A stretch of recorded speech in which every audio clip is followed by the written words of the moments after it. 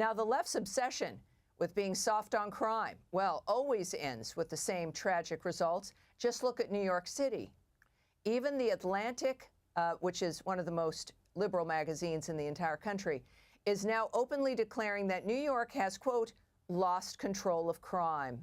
Well, the shocking admission comes after a series of gruesome subway attacks in recent days and new data that shows a sharp increase in subway crime. This year, 10 people have been murdered on New York City subway trains alone, which is almost double the pre-pandemic rate.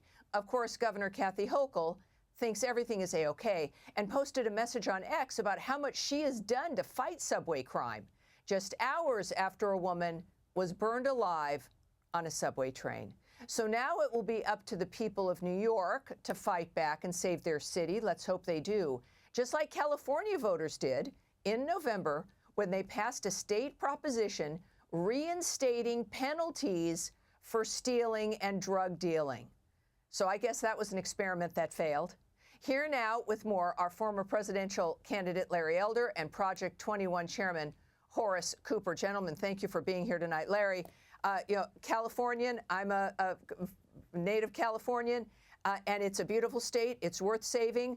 It took years, though, for Californians to say, wait a minute, we see the results of lowering penalties for crime and having to reinstate it themselves through the ballot box. Is this a one-off, or do you think this is a change that can continue? Tammy, thank you for having me. Horace, nice to see you. I think something profoundly deep is happening here in California. The Proposition 36 that you're talking about was opposed by Gavin Newsom. Kamala Harris wouldn't say how she voted one way or the other on it. The LA Times opposed it.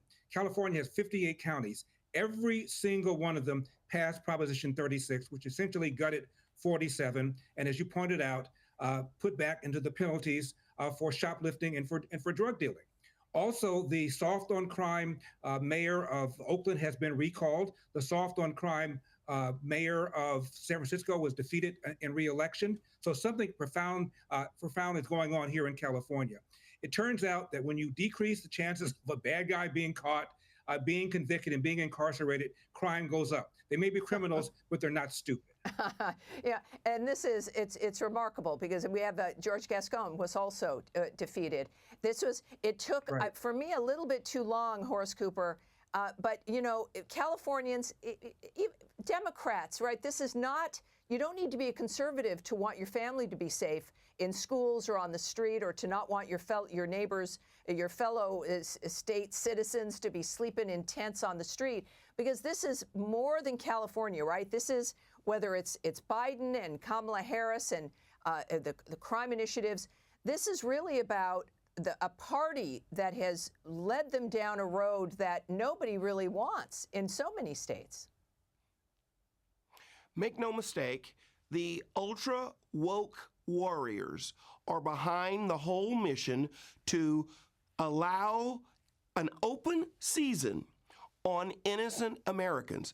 When innocent Americans, whether black, brown, or white, are asked, what should we do? They want more law enforcement and they want greater punishment.